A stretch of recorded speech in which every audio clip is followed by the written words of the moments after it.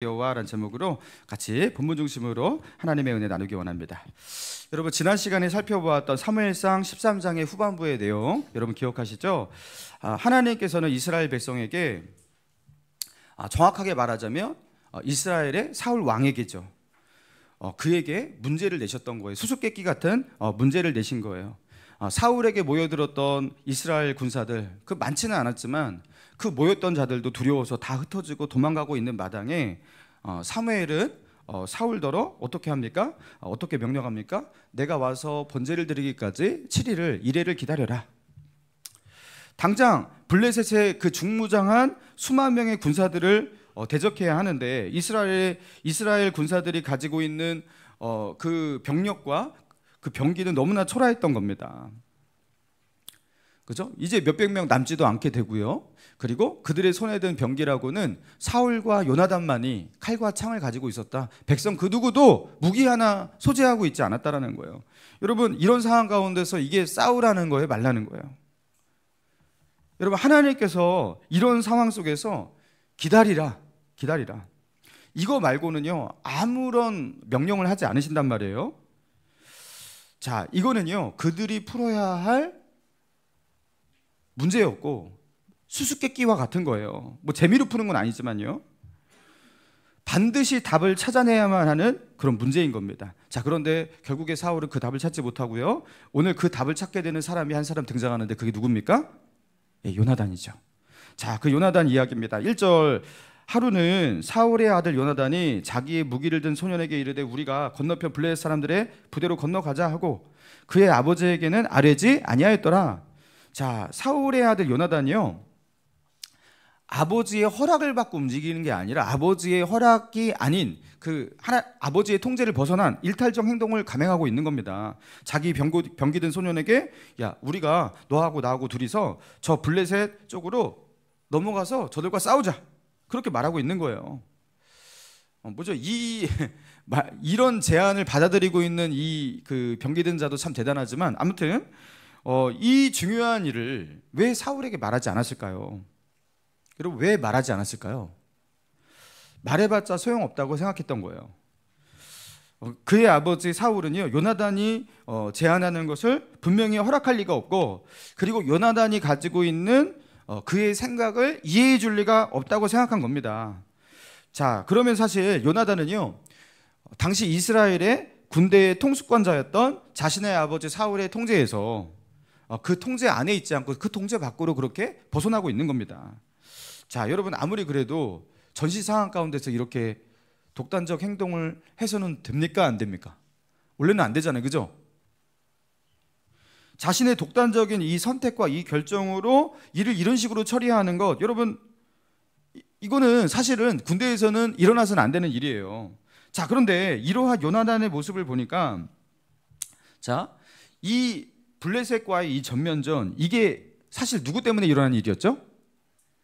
요나단 때문에 일어난 일이었어요. 요나단이 그 이스라엘 땅 한가운데 있는 그 게바에 블레셋의 수비대가 주둔하고 있었는데, 블레셋이 그러니까 이스라엘을 지배하고 있었던 거죠. 그런데 블레셋의 수비대를 자기가 친 겁니다. 자, 그런데 그때 사울의 허락을 받고 아버지하고 같이 작전을 짜고 쳤을까? 그때 그렇게 했을까요? 성경에는 그 내막을 정확하게 알려주고 있지 않지만 요나단이 그때도 독단적으로 블레셋의 수비대를 쳤던 것 같이 그렇게 기록을 하고 있습니다. 자, 그리고 요나단이 독단적으로 군사행동을 했기 때문에 그것 때문에 결국에 이 지경까지 큰 일이 벌어진 거예요. 블레셋이 어디 너희 본때 좀 보여주겠어 하면서 그죠, 모든 전병력을 이끌고 지금 이스라엘에 진격을 해와갖고 mikmas에 주둔하고 있는 겁니다. 여러분, 이 일이 일어나고 나서 여러분, 요나단이 사울에게 분명히 문책을 당하지 않았겠습니까? 너 왜 내 허락 없이 저 블레셋 사람들을 건드려 가지고 왜 이런 일을 만든 거야? 하면서 사울은 분명히 요나단을 책망했을 거예요. 그리고 요나단은 자기 나름대로 그 이유를 설명했겠죠. 이 나라가 어떻게 저 이방인의 지배를 받을 수가 있습니까? 우리가 하나님을 섬기는데 왜 블레셋 사람들을 못 이깁니까? 하면서 어떤 영적인 어떤 견지를 가지고서 사울을 설득했겠지만 사울에게 그것이 납득될 리가 없는 거예요. 이 멍청한 자식아 하면서 요나단을 분명히 책망했을 것입니다. 자, 그로 인해서 요나단은요, 아마도 자신이 가지고 있었던 군대의 지휘 통제권마저 그 사울이 너 이제 안 되겠어 하면서 그 통제권을 빼앗았을 거예요. 그렇죠? 네가 이제는 네가 지휘하지 않아. 그러면서 전에는 사울이 2천, 요나단이 1,000 이렇게 갖고 같이, 그죠? 사울에게 지휘권을 주었잖아요. 근데 그 지휘권을 주지 않고 그에게 병력을 맡기지 않았을 수도 있습니다. 그래서 요나단이 자기 병기든 자와 함께 단둘이 돌진했다라는 것은 아마도 요나단에게 어떠한 지휘권도 주지 않았기 때문에 이제 자기 말을 들을 사람은 한 사람밖에 없는 거예요. 자기 곁에서 자기 병기를 든 이제 이 한 사람밖에 없는 거예요. 자, 그런데 그럼에도 불구하고 요나단은 그 지휘권까지 그렇게 빼앗기고 자기 곁에 그 군사들도 없다 하더라도, 여러분 그렇게 되었다 하더라도 요나단을 말릴 수가 없었습니다. 그러면서 그 병기든 자와 함께 이제 너와 나 간다 하면서 또 가는 거예요. 자, 그런데 자, 4절 봅시다. 요나단이 블레셋 사람들에게 건너가려고 하는 어귀 사이에 이쪽에는 험한 바위가 있고 저쪽에도 험한 바위가 있는데 하나의 이름은 보세스요, 하나의 이름은 세네라. 여기서 이제 험한 바위라고 되는 깎아지른 듯한 절벽의 바위를 말하는 겁니다. 그러니까 이거 참 내려가기에도 올라가기에도 굉장히 어려운 험준한 바위입니다. 자, 그런데 이 바위가 이 믹마스 쪽에도 있고 게바 쪽에도 있다라는 거예요. 자, 그러니까 이 바위만 보아도 이쪽에서 저쪽으로 건너가려고 하는 그 의지가 꺾이게 돼 있어요. 야, 이 바위를 건너서 어떻게 간단 말이야. 그러니까 공격할 마음을, 그 의지가 사라지게 만드는 그런 바위였어요. 자, 그런데 요나단은요, 그 바위 앞에서도 그 마음이 절대로 꺾이지 않습니다. 자, 그리고 6절 어떻게 말합니까? 요나단이 자기 무기를 든 소년에게 이르되 우리가 이 할례 받지 않은 자들에게로 건너가자. 여호와께서 우리를 위하여 일하실까 하노라. 여호와의 구원은 사람이 많고 적음에 달리지 아니하였느니라. 자, 이게 되게 중요한 구절인데 나중에 좀 살펴볼 거예요. 자, 7절로 넘어갑니다. 자, 7절에 무기든 자가 말을 하는데요. 7절 같이 읽습니다. 시작. 무기를 든 자가 그에게 이르되 당신의 마음에 있는 대로 다 행하여. 자, 여러분 요나단은 그렇다 쳐도 이 요나단 곁에 있는 이 무기든 자, 이 친구는 도대체 어떤 친구예요? 도대체 이 정신세계가 어떤 친구길래, 여러분 이때는요, 자기 죽은, 그죠? 자기가 모시고 있는 그 요나단은 왕자를 살리기 위해서라도 요나단이시여 정신을 차리십시오, 이렇게 개죽음을 당하면 안 되지 않습니까? 아니 아무리 하나님을 뭐 의지한다고 한들 이거는 아니지 않습니까? 이렇게 하면서 요나단이 가지고 있는 그 칼과 창까지 다 빼앗아 가지고 저는 돌려주지 않을 거예요 하고서 막 도망가고 막 이렇게 하면서, 그죠? 이렇게 하면서 뜯어 말려야 될 것 같은데, 여러분 어떻게 말하고 있어요? 당신의 마음에 있는 대로 다 행하소서. 당신이 가지고 있는 그 뜻과 계획대로, 의지대로 그냥 앞서 가소서. 나는 당신과 마음을 똑같이 하겠습니다. 그리고 당신의 뒤를 따르겠습니다. 와, 멋있죠? 자, 이걸 통해서 요나단이 어떻게 살아왔는지, 그리고 요나단의 그 삶과 그 믿음이 그 자기 곁에 있었던 그 병기든 자를 어떻게 감화시켰는지, 그러니까 이 믿음의 영향력이죠. 그러니까 요나단만 믿음의 사람이 된 게 아니라 요나단 곁에서 요나단을 보고 있었던 그 병기든 자도 요나단과 같은 믿음의 사람이 되어버린 거예요. 여러분 이게 믿음의 전염력이잖아요. 예수를 똑바로 믿고 있는, 하나님을 경외하는 한 사람, 그것을 옆에 보고 있는 사람, 여러분 최소한 그의 반은 따라가게 됩니다. 여러분 이게 믿음의 영향력이잖아요. 여러분 그래서 이게 때로는요, 이렇게 어떤 사람을 보고 야, 이 사람은 언제 믿음이 성장할까? 내가 믿음으로 살면요, 이 사람은 반 정도 어느 날 따라와요. 그러니까 내가 믿음으로 열심히 살면 돼요. 그죠? 소그룹 가운데 맨날 또 이번에도 실패했습니다, 성공하지 못했습니다, 순종하지 못했습니다, 이렇게 하더라도 열심히 목자분들 순종하시면서 믿음으로 살면 돼요. 그러면요, 요나단의 병기든 자가 이렇게 되듯이, 요나단처럼 변화되듯이 여러분 우리의 모임 가운데 하나님의 은혜가 임할 줄 믿습니다. 자, 그렇게 8절 요나단이 이르되 보라, 우리가 그 사람들에게 건너가서 그들에게 보이리니 그들이 만일 우리에게 이르기를 우리가 너희에게로 가기를 기다리라 하면 우리는 우리가 있는 곳에 가만히 서서 그들에게로 올라가지 말 것이요, 그들이 만일 말하기를 우리에게로 올라오라 하면 우리가 올라갈 것은 여호와께서 그들을 우리의 손에 넘기셨으니 이것이 우리에게 표정이 되리라. 자, 이게 무슨 말이냐면요, 우리가 그들에게 이제 둘이서 올라가려고 하면 저들이 보고서 반응을 할 거라는 거예요. 자, 반응을 하는데 두 가지 반응 중에 하나가 될 거라는 거예요. 첫 번째 반응, 자, 너희 거기 딱 서. 우리가 너희 가만두지 않을 거야 하면서 우리가 너희에게로 공격하겠다 막 이렇게 하면 그때부터는 요나단과 이 병기든 자는 공격하러 나아가지 않고 방어전을 펼치겠다라는 거예요. 그게 하나님의 인도하심이라는 거예요. 그리고 그들의 모습을 요나단과 병기든 자를 보고서 야 빨리 올라와 어서 와봐 이런 식으로 말을 하면 우리가 저들에게로 공격해도 된다 돌격해도 된다 하나님의 공격 명령으로 그런 사인으로 받아도 된다 그렇게 알고 나아가자 이렇게 하나님의 인도를 이런 식으로 받자고 요나단이 말하고 있는 겁니다. 자 그래서 어떻게 합니까? 정말로 그 사람들이 그 블레셋 사람들이 이리로 올라오라 그래요. 그러니까 요나단은요 그 말에 오히려 힘을 얻어요. 하나님께서 공격 명령을 내리셨다. 자 공격 하고서 둘이서 공격을 하는 거예요. 자 그리고 그 믹마스에도 게바에도 그죠? 이 협곡을 사이로 해갖고 깎아지는 그런 바위가 있었다 그러잖아요. 험한 바위가 있었다고 하잖아요. 여러분 그 바위를 내려가고 올라가면서 여러분 체력 소모가 얼마나 심하겠습니까? 근데요 그럼에도 불구하고 헉헉대면서도 그곳을 올라가는 거예요. 자 그런데 기적이 일어납니다. 13절 요나단이 손발로 기어 올라갔고 그 무기를 든 자도 따랐더라. 여러분 얼마나 초라해 보입니까? 이게 뭐 이렇게 막 기어 올라가면서 겨우겨우 올라가갖고 싸울 수 있겠습니까? 자 그런데 13절 중간에 블레셋 사람들이 요나단 앞에서 엎드러짐에 무기를 든 자도 따라가며 죽였으니 요나단과 그 무기를 든 자가 반나절 가리 땅 안에서 처음으로 죽인 자가 몇 명이라?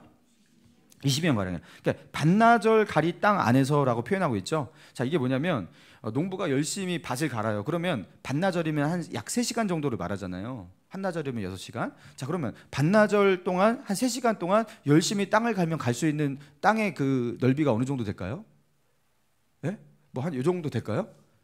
그러니까 그렇게 많지 않은 그 좁은 지역에서 요나단이 접전을 벌였고 블레셋 사람과 접전을 벌였고 거기서 20명을 그죠? 쳐 죽였다라는 겁니다. 여기서 이제 전설의 20대 1의 싸움, 17대 1도 진짜 전설인데 20대 1로 이기는 전설의 싸움이 일어나는 겁니다. 야 대단하다, 대단하죠. 자 그런데 이런 전설적인 전투 현장이 일어났다 해도요, 이거는요 1000분의 1의 그 블레셋 사람들의 병력 소모는 1000분의 1도 되지 않은 거예요. 그들은 바라의 모래와 같이 철병거만 3만입니다. 뭐 블레셋 사람들을 뭐 발톱밖에 안 되는 거예요 지금. 자 그런데 그 뒤에 역사가 일어나는 거죠. 15절 시작. 들에 있는 진영과 모든 백성들이 공포에 떨었고 부대와 노랫건들도 떨었으며 땅도 진동하였으니 이는 큰 떨림이었다. 자 모든 블레셋 사람들에게 무엇이 임했어요? 그들이 뭐에 떨었다고요? 공포에 떨. 아니 왜 공포에 떨죠? 아니 20명이 죽었대. 두 사람이 쳐들어왔대. 공포에 떱니까? 이게 말이 됩니까? 너무 무서워 하면서 떱니까? 웃죠. 왜 공포에 떨어요? 하나님께서 내리신 공포입니다. 이유를 알 수 없는 두려움입니다. 공포입니다. 자, 여호수아의 군대가 요단강을 건너서 들어갈 때 가나안 백성들이 다 두려워했다고 했어요. 그죠? 왜요? 하나님께서 그들에게 두려움을 주셔서. 그러니까 이 두려움에 정신을 차리지 못해요. 여러분 두려움에 사로잡히면 우리가 올바른 판단력을 잃어버리잖아요. 그죠? 뭘 해야 할지 모르잖아요. 그러면서 공포에 떨게 됩니다. 자 그리고 부대와 노략군들도 떨었으면 15절 중간에 땅도 어떻게 했어요? 땅이 막 진동하고 지진 같은 것들이 일어나는 거예요. 그리고 이는 큰 떨림이었더라.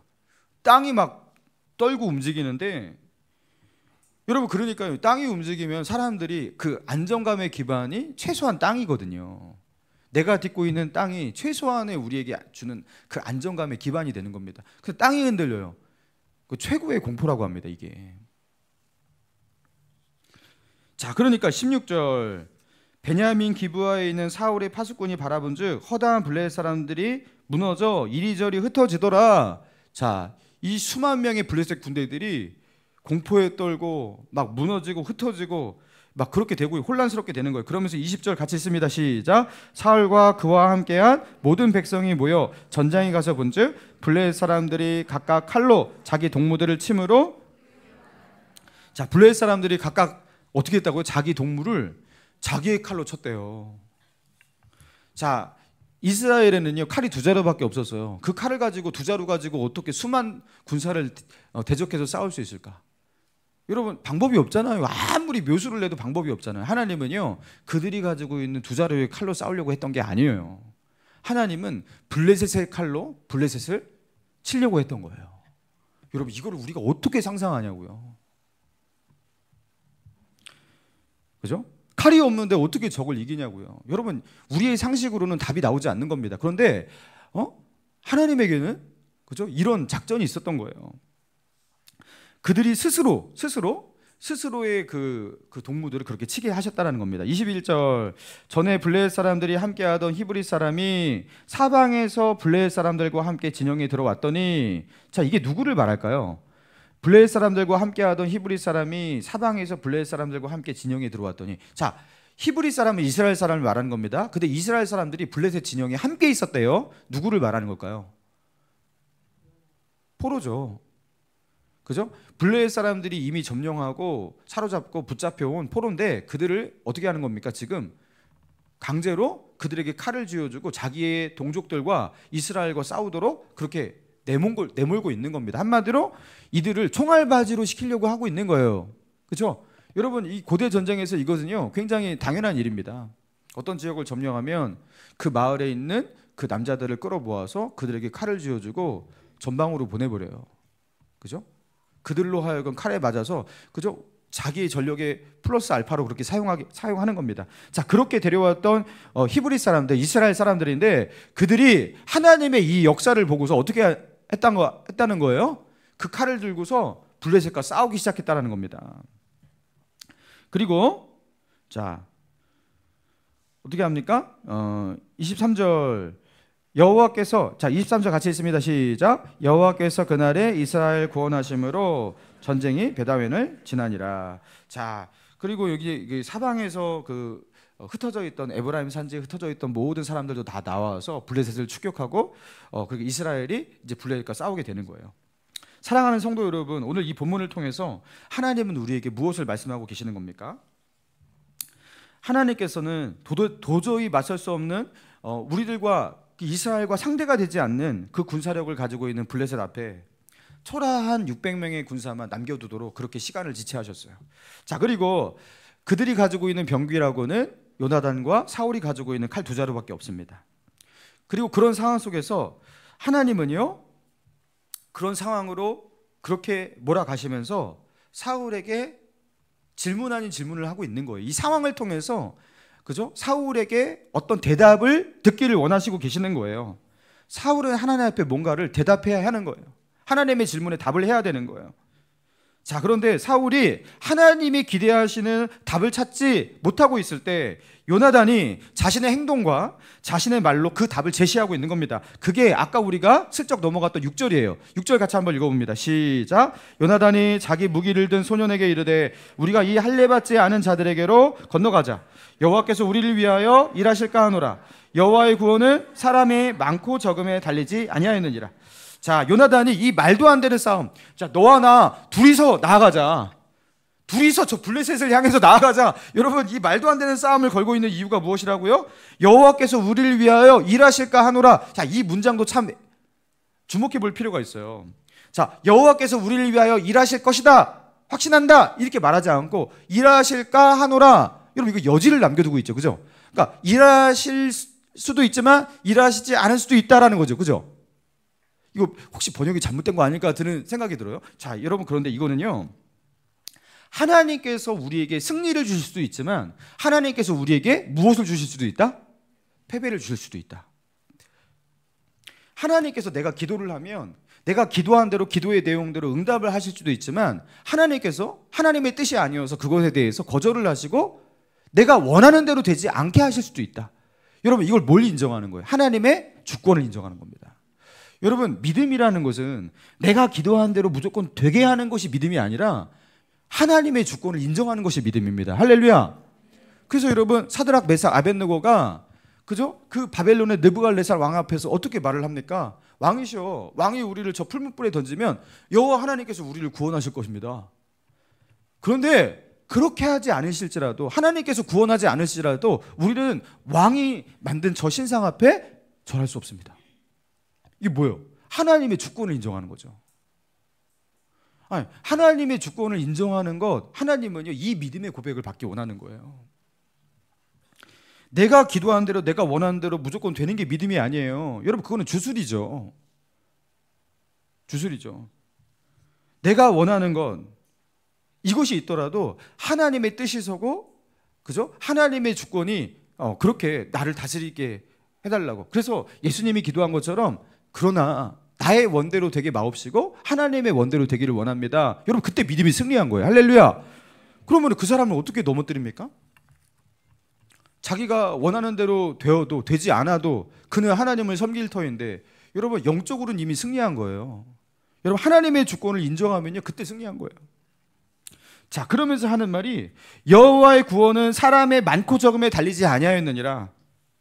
정답이에요. 드디어 정답이 나왔어요. 사울의 입에서 고백돼야 될 이 말이 요나단의 입에서 고백이 되고 있는 거예요. 하나님께서 이 대답을 기다렸던 겁니다. 지금까지. 자, 너희 병력들 다 흩어지고 있지? 별로 모이지도 않았지만 모인 병력조차도 다 흩어지고 있지? 자, 어떻게 해야 하지? 하나님께서는요 대답을 기다리셨어요. 근데 사울은 어떻게 해요?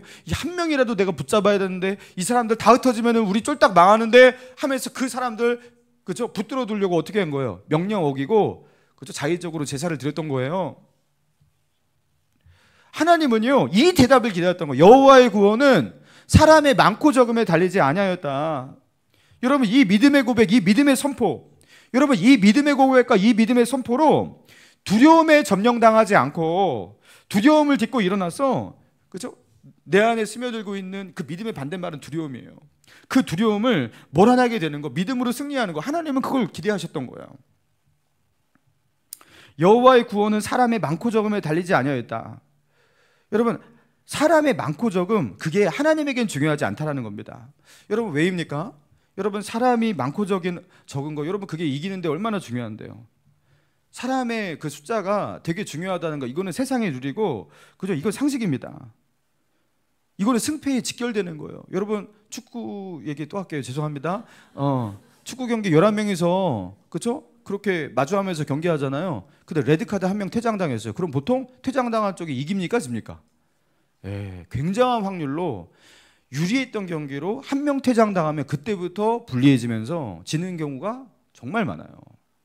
11명이서 뛰는데 1명 부족하다고, 그것 때문에 그때부터 전세가 급격하게 불리해지는 겁니다. 퇴장당하지 않는 게 굉장히 중요한 거예요. 1명 모자라는 게 그렇게 치명적인 거예요. 여러분, 사람의 숫자가 얼마나 중요한데요. 자, 그런데 여호와의 구원은 사람의 숫자와 관계없다라는 이 논리의 근거가 뭐냐라는 거예요. 이게 도대체 말이 되냐라는 거예요. 자, 그런데 이 비슷한 고백, 비슷한 맥락의 고백이 사무엘상 17장 45절에 다윗이 골리앗 앞에 나아갈 때 다윗의 고백에서도 등장하죠. 제가 읽어드립니다. 다윗이 블레셋 사람에게 이르되 너는 칼과 창과 단창으로 내게 나아오거니와 나는 만군의 여호와의 이름 곧 내가 모욕하는 이스라엘의 군대의 하나님의 이름으로 내게 나아가노라. 자, 여러분, 싸울 때 특히 둘이 1대1의 싸움을 해요. 그럼 무기를 가지고 있느냐 가지고 있지 않느냐는, 여러분 이거 결정적인 거 아니겠습니까? 여러분, 큰 칼을 가지고 있는 사람과 없는 사람의 싸움, 여러분 이거는 결과가 뻔한 거예요. 그렇지 않습니까? 전쟁에서 무기는 전쟁의 실패의 그냥 전부예요. 그게 얼마나 중요한데요. 근데 다윗이요, 너는 칼과 창과 단창 이런 병기를 가지고 있지만 나는 없다. 이거예요. 지금 나는 없다. 근데 나는 어떻게 간다? 만군의 여호와의 이름으로 간다. 여기서요 만군의 여호와라는 말이 등장해요. 여러분, 이 만군의 여호와, 사무엘상에서 만군의 여호와에 주목해야 돼요. 자, 만군의 여호와라는 이 표현이 성경에서 창세기, 출애굽기, 레위기 쭉 처음에 앞부분에서 한 번도 등장하지 않습니다. 사무엘상에서 처음으로 등장하는 거예요. 만군의 여호와라는 표현은 사무엘상에서 등장하는 거예요. 자, 그 첫 번째 등장이 어딘지 한번 살펴봅시다. 사무엘상 1장 3절이에요. 자, 찾아보시기 바랍니다. 1장 3절. 이것만 같이 한번 읽어봅시다. 사무엘상 1장 3절 시작. 이 사람이 매년 자기 성읍에서 나와서 실로로 올라가서 만군의 여호와께 예배하며 여호와의 제사장으로 거기 있었더라. 여러분, 만군의 여호와라는 표현이요, 처음에 이 엘가나와 엘가나의 가정이 매년 이렇게 실로에 올라가서 하나님을 예배했다. 그런데 하나님을 만군의 여호와께 예배했다, 이게 표현하고 있어요. 자, 그런데 엘가나가 하나님을 만군의 여호와로 부른 게 아닙니다. 지금 이 사무엘상을 기록하고 있는 이 기자가, 이 기록의 저자가 만군의 여호와라는 이 표현을 하고 있는 겁니다. 자, 그러면서 사무엘상 4장 4절입니다. 4장 4절 여기 보니까 제가 읽어드릴게요. 이에 백성이 실로에 사람을 보내어 그룹 사이에 계신 만군의 여호와의 언약궤를 거기서 가져왔고 엘리의 두 아들 홈니와 비나스는 하나님의 언약궤와 함께 거기 있었더라. 자, 여기서는요 좀 맥락이 만군의 여호와라는 표현이 좀 적합한 표현이에요. 왜냐하면 전쟁신이니까. 아까 엘가나는 만군의 여호와께 예배하였다, 좀 약간 어울리지 않는 듯한, 사무엘상의 저자가 의도적으로 하나님을 만군의 여호와로 그렇게 기록한 그런 느낌이 들지만, 자, 그리고 또 등장하는 게 15장 2절입니다.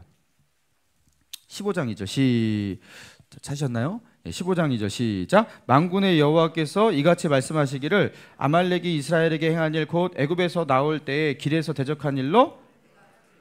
자, 만군의 여호와께서 말하노라. 그 아말렉과의 그 싸움을 명령하시는 장면이죠. 자, 그리고 17장 45절. 자, 아까 읽었던 말씀이에요. 자, 제가 읽어드립니다. 다윗이 블레셋 사람들에게 이르되 너는 칼과 창과 단창으로 내게 나아오냐. 나는 만군의 여호와의 이름으로 내게 나아가노라. 자, 만군의 여호와의 의미가 무엇일까? 히브리어 원어를 제가 알려드릴게요. 쯔바옷 여호와예요. 여호와라고 하죠. 여호와라고 할게요. 쯔바옷 여호와. 자, 쯔바옷이 뭐냐면 짜바라는 히브리어의 복수형입니다. 그 짜바는 무슨 뜻이냐면 군대, 군사란 뜻이에요. 군대, 군사. 자, 그러면 군대들, 군사들이란 표현이죠, 그죠? 짜바의 복수형이 쯔바옷이니까 쯔바옷 여호와. 그러니까 직역을 할게요. 쯔바옷 여호와의 직역은 무엇이냐면 군대들의 여호와예요. 군대들의 여호와. 자, 그러면 무슨 군대들의 여호와라는 거예요? 무슨 군대? 사울이 가지고 있는 이스라엘 군대요? 그 군대들의 여호와라는 소리예요? 이게 무슨 군대를 말하는 거죠? 하나님은 사울이 가지고 있는 그 병력의 숫자, 사람의 숫자 필요 없다고 하시잖아요. 여기서 말하는 군대들의 여호와, 하나님께서 보유하고 계신 그 군대가 무슨 군대를 말하는 겁니까? 하늘의 군대를 말하는 겁니다. 천군 천사, 그 군대의 총사령관 여호와, 이런 표현이에요. 자, 그래서 이게 가장 잘 묘사된 장면이 무엇이냐면 열왕기상 6장에 나오고 있는, 거기에 그 아람 나라와 이스라엘이 항상 싸웠을 때인데요, 그때 엘리사가 이스라엘 선지자로 있었어요. 근데 엘리사와 엘리사의 사환을 둘러싸고 그 엘리사가 그 아람 나라의 모든 그 전략 이런 것들을 다, 그죠? 이게 다 뚫어보고 왕에게 고하니까 그 엘리사를 처치해야겠다 하면서 아람 나라가 군대를 총동원해서 엘리사의 그 마을을 둘러싼 겁니다. 그래서 아람 백성들이, 아람 군대가 엘리사를 둘러싸고 있는 그것을 보고서 엘리사의 사환이 어떻게 말하냐면 내 주여, 이제 우리 어떻게 합니까? 다 죽었습니다. 이렇게 말을 해요. 그러니까 엘리사가 그 사환에게 어떻게 말합니까? 두려워하지 말라. 우리가 함께한 자가 저들과 함께한 자보다 많으니라. 저 군대보다 우리와 함께한 자가 많으니라. 그러니까 사환이 무슨 소리예요? 우리는 둘밖에 없는데요, 이러고 있는 거예요. 그때 엘리사가 기도를 하죠. 주여, 이 사환의 눈을 열어주소서. 그러니까 그의 눈이 열어갖고 뭘 보게 됩니까? 온 산에 둘러서, 그렇죠? 온 하늘까지 둘러선 하늘의 군대를 보게 됩니다. 불말과 불병거. 그 아람 나라의 군사들을 다 뒤엎고도 날 만한 천상의 군대들을 보게 됩니다. 이게 만군의 여호와예요. 하나님이 왜 사람이 필요 없다고 하시는지 아시겠죠? 사람의 그 군사, 그 병력, 그 병거가 왜 필요 없다고 하시는지. 그분은 이미 막강한 군대의 보유자예요. 그분은 최고 전력의 군대의 총사령관이에요. 그 하늘의 군대에 천사 한 명만 파견해도 아수르의 군대를 다 18만 5천도 다 멸할 수 있어요.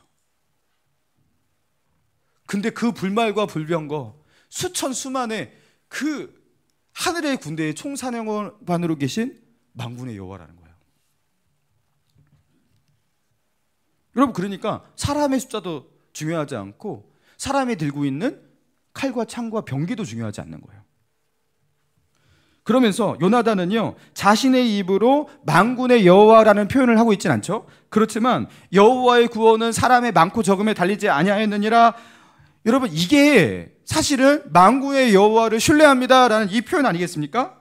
하나님은 사람의 숫자에 연연하지 않으신다. 왜냐하면 하나님은 만군의 여호와이기 때문이다. 하늘의 군사, 천군 천사의 총사령관이시기 때문이다. 그분이 명령하시면 어떠한 싸움도 어떠한 전쟁도 게임 끝이다. 사무엘상은요, 이 믿음의 인물들을 통해서, 그죠? 요나단, 그죠? 다윗, 이런 믿음의 인물들을 통해서 하나님은 어떤 하나님이라고 계시하고 있는 거예요. 하나님은 만군의 여호와라. 사람의 숫자로 싸우시는 분이 아니고, 사람이 가지고 있는 칼과 병기를 가지고 싸우시는 분이 아니고, 그 사람이 믿음으로 하나님을 만군의 여호와로 부를 때 하나님께서 승리를 주시는 하나님. 그래서 다윗뿐만 아니라 여호와도요, 요나단도요, 여호와를 만군의 여호와로 불렀던 거예요.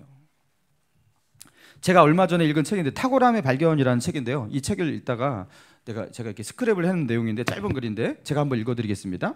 자, 인간은 미래에 대한 불안을 갖고 산다. 장밋빛 전망과 잿빛 전망이 시소를 탄다. 그러다가 나중에 큰일 난다는 협박도 넘쳐난다.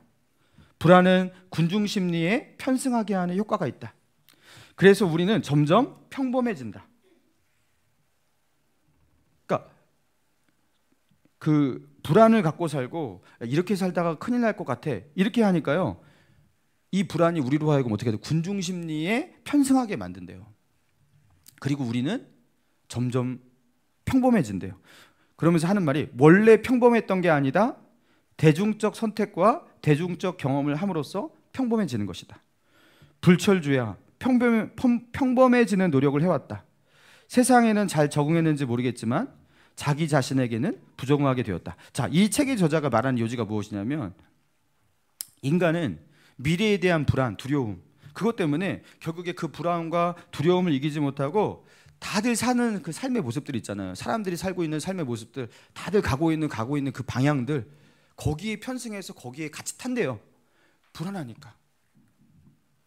다들 저렇게 사니까, 다들 이렇게 한다고 하니까, 그러니까 나도 해야지. 그러면 크게 잘못되는 일 없겠지?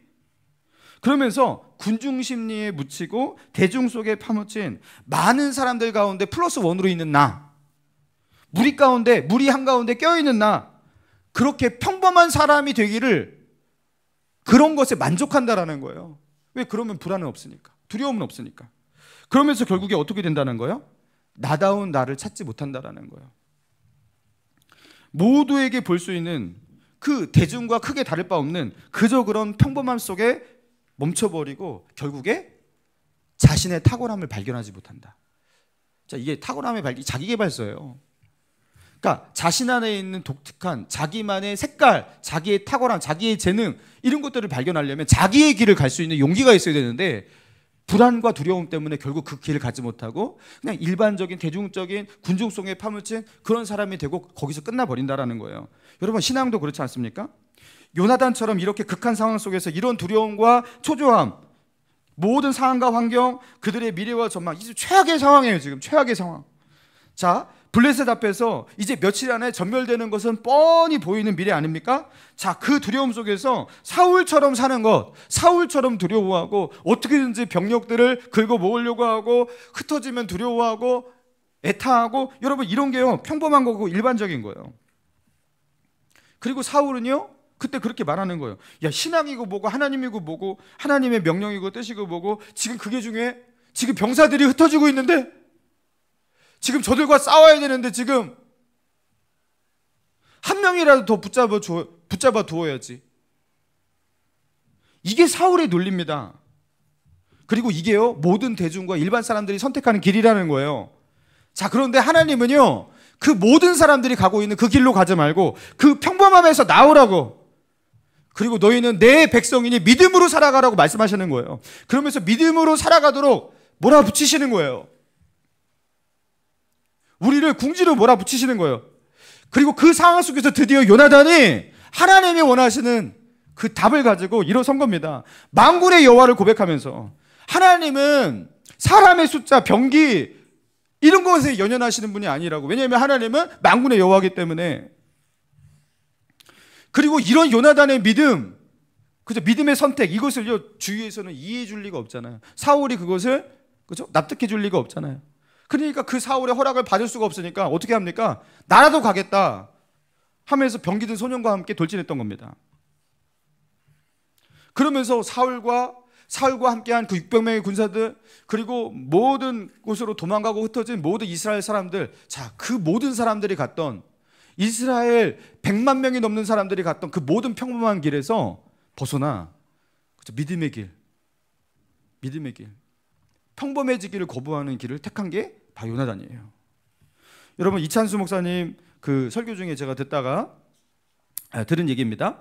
자신이 이렇게 어렸을 적에, 이찬수 목사님이 어렸을 적에 그 집사님들이 이렇게 대화하는 그것을 엿들었다라는 거예요. 근데 도무지 이해가 가지가 않았대요. 어떤 대화냐면요, 한 집사님이 사업을 하시는데 이 사업가신데 사업이 너무 어려워진 거예요. 너무 어려워져서 사면초가 상황이고, 그리고 더 이상 이제 잘못하면 이게 부도가 나게 생겼고, 그게 어려운 상황이었다라는 거. 그러니까 그 어려운 상황 가운데 있는 집사님의 이야기를 들었던 다른 편에 있던 집사님이 이렇게 말하다라는 거예요.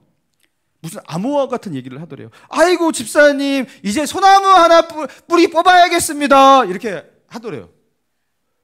그래서 이게 뭐, 갑자기 뭐 소나무를 왜 뽑아? 그러니까 어린 이찬수 목사님 도저히 이해가 안 되는 거죠.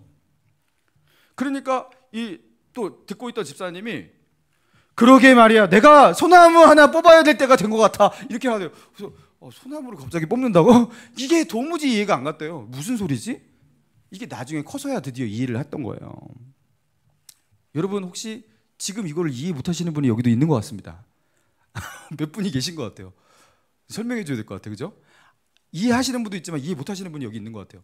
자, 소나무 뿌리를 뽑는다라는 것이 무엇을 말하는 거냐면, 너무나 자기가 힘들고 어려워서 하나님을 의지하러 산에 올라가요. 산에 올라가서 이제 산기도를 하는 거예요. 산기도를 하는데 이제 뭐 산에 이제 그 일반적으로 세워진 그 나무들이 이제 그 소나무 아닙니까? 소나무도 뭐 큰 나무도 있지만 좀 작은 나무도 있잖아요. 만만한 나무 앞에 두고서 붙들고서 기도를 하기 시작하는데, 너무나 애타게 밤새도록 너무나 간절하게 기도하다 보니까, 소나무를 쥐고 흔들면서 기도하다 보니까, 글쎄 그 소나무가 아침에 일어나 보니까 뽑혀 있더라. 한마디로 하나님을 찾는 간절한 기도, 절박한 기도, 그걸 말하는 겁니다.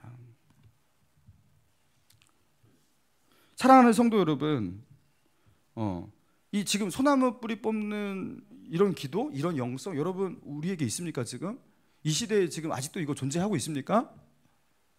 그럼 이거는 어려울 때만, 국민소득이 조금 이렇게 100만 불 뭐 이하로 이렇게 아래에 있을 때만, 이렇게 10,000불 이하에 있을 때만 그때나 있는 거고, 지금 3만 불 이대의 소득 시대에서 무슨 소나무 뿌리를 뽑고 그 옛날 이야기 하지 말라고. 그렇죠? 여러분 그러고 있지 않습니까?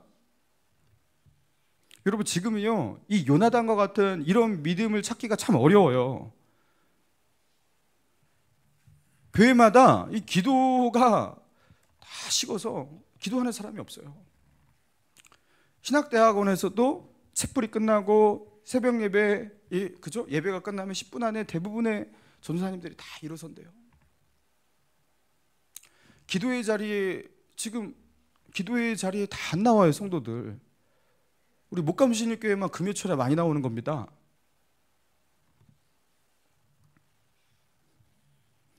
사랑하는 성도 여러분, 그렇게 아무것도 두려움이 없습니까? 하나님께서 우리를 만군의 여호와를 찾는 그 삶으로, 그 답을 찾는 삶의 현장으로 우리를 몰아가고 계시고 우리를 인도하신다는 것이 느껴지지 않습니까? 여러분, 두려움이 찾아올 때 만군의 여호와를 찾으실 때예요. 그때는 더 이상 평범하게 일반적으로 살면 안 되고 나의 믿음이 비상해질 때예요. 내가 하나님의 백성의 그 탁월함으로 나아갈 때예요. 나는 이 세상 사람들과 똑같이 살면 안 되는 사람이기 때문에. 할렐루야. 그때는요, 더 이상 평범한 모습으로 살면 안 돼요. 그때는 예수님 믿고 날아 올라야 될 때란 말이에요. 여러분, 도대체 언제 하나님을 의지하고 언제 기도할 겁니까? 도대체 그놈의 주여라는 소리 한 번 언제 애타게 불러볼 겁니까? 기도하는데 한 번도 이 손이 안 올라가신 분 있죠? 하나님을 향한 절박함이 뭔지 모르시는 분. 아니, 그게 왜 없습니까? 저는 매 주일마다 있어요. 저는 어제도 토요일날 너무 절박해서 여기서 주여 하면서 절박하기도. 저는 왜 맨날 절박하는데 여러분은 절박하지 않으셔요? 저 이해가 안 됩니다. 아니, 그렇게 삶에 문제가 없어요? 저는 오늘 이 드리는 예배에 하나님의 임재가 없을까 봐 너무 절박한데, 이 설교에 성령의 능력이 없고 임재가 없어서 마당만 밟고 가는 성도가 있을까 봐 너무 두렵고, 그게 너무 안타까운데, 금요철에는 도대체 언제 나오실 겁니까?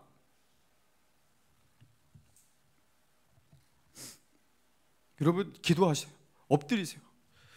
만군의 여호와 믿음으로 그 이름을 부르는 것, 여러분, 그게 우리에게 얼마나 큰 위로가 되고 얼마나 큰 능력이 되고 힘이 되는지 여러분, 우리가 그것을 경험할 때입니다. 할렐루야. 우리 만군의 여호와를 향하여 만군의 여호와의 이름을 부르며 그렇게 나아갈 수 있는 저와 여러분 되시기를 주님의 이름으로 축원합니다.